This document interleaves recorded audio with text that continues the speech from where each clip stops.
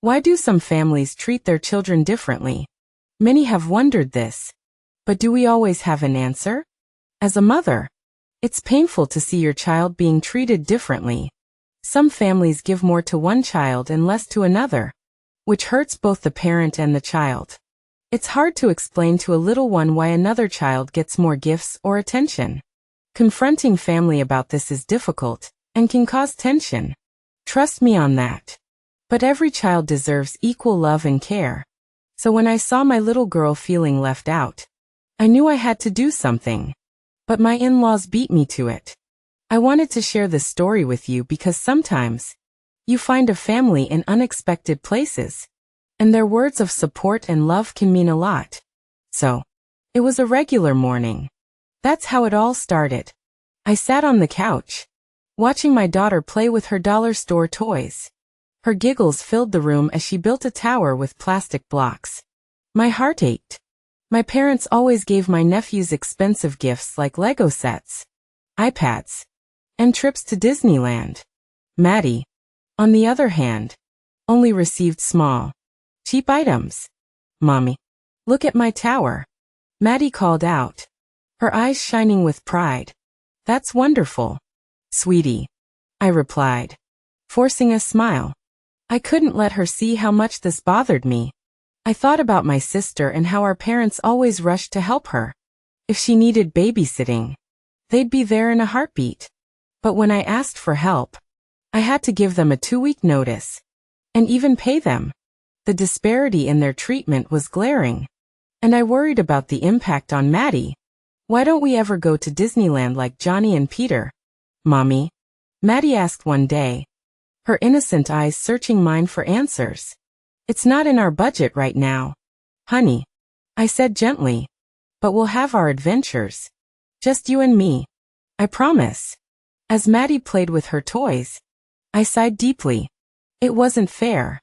I worked hard to provide for her, but it seemed like my efforts were never enough in my parents' eyes.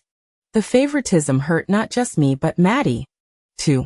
The thing is, my husband and I are slightly more well-off than my sister's family. Because of this, my parents do more for them than they do for us. But I knew that wasn't right. It was hurting my daughter, and a 7-year-old doesn't deserve to be treated like that. But even though I knew I had to address this with my parents, the thought of confronting them filled me with dread. How could I make them see the impact of their actions without causing a rift in the family? I got my answers at our next family gathering. We were in my parents' backyard, enjoying a rare meetup with both sets of grandparents. Maddie's eyes lit up when she saw the trampoline where her cousins were playing. Mommy, can I use the trampoline? Maddie asked hopefully. Before I could respond, my dad's booming voice cut through the air. No, it's for your nephews. Maddie's face fell, and she stomped away, muttering, "This is why I like the other grandma and grandpa more." The air grew thick with tension. My parents' faces turned red with anger. Maddie, don't be sassy. My mom snapped, glaring at her. I was shocked. How could they talk to her like that? But before I could respond, Emily and James, my in-laws, stood up. Emily spoke first, her voice firm but calm. Maddie is just as deserving as your grandsons. She's your granddaughter, and she should be treated equally. How can you treat her differently? My parents' eyes widened in disbelief. They hadn't expected this. Yes, we've observed this favoritism for a while now, James added. And it's unacceptable. Maddie should not be made to feel less important because of her parents' income. Did you really think we didn't know about this? I watched, grateful but nervous, as my in-laws defended Maddie. This isn't about income, James, Emily continued, her eyes never leaving my parents. It's about love and fairness. All the grandchildren should feel valued and loved. I don't know how people can do this to little ones. My mom opened her mouth to argue, but Emily cut her off. If you continue to treat Maddie this way, you're not just hurting her. You're damaging your relationship with Samantha and with us. Family should mean equality and support. The backyard fell silent. Maddie, who had been standing nearby, looked up at me with hopeful eyes. I pulled her into a hug. "It's going to be okay, sweetie," was all I could say. Meanwhile, my parents looked taken aback. My dad stammered, "Well, it's just that the boys use it more. And it's expensive. Maddie might break it." "And why would you think Maddie would break it?" Emily responded firmly. "She's a child, just like your grandsons. If you cannot treat all your grandchildren equally, then maybe you don't deserve the privilege of spending time with Maddie." James continued, "She deserves to feel loved and valued by all her family." I could see the confusion and hurt in my parents' eyes as they muttered about the expensive gifts Maddie received from my in-laws. Emily's voice cut through the murmurs. "Can you hear yourselves? This isn't about money, it's about love, care, and spending time with Maddie. How hard is it to understand that?" James turned to Maddie. "Let's go cook ginger cookies and make lemonade." "Honey," he said, "there's no point talking to these people." Maddie's face lit up, and she squeezed my hand. I nodded, giving her permission to go.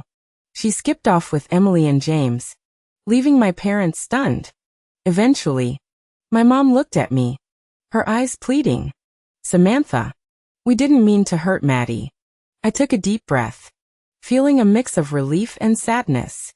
"Mom, it's not just about today.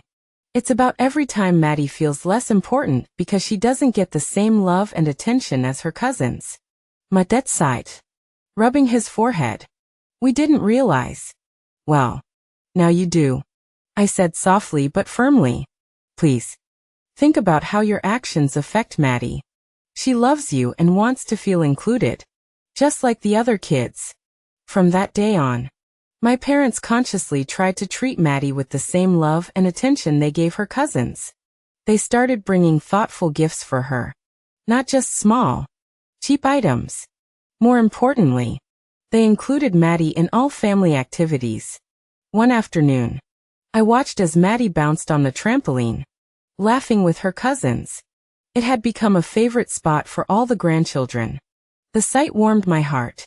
My parents were trying, and it was making a difference.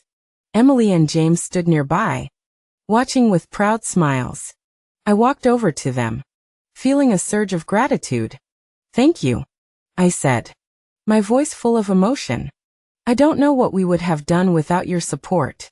Emily hugged me. "Families should stand up for each other. Maddie deserves to know she's loved by everyone." James nodded. "We're just glad we could help." Seeing Maddie thrive, knowing she was equally cherished by her entire family, brought me immense joy. She seemed happier and more confident.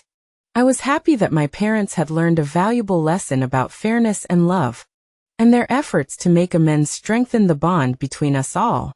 It was all thanks to the courage to speak up and the willingness to change.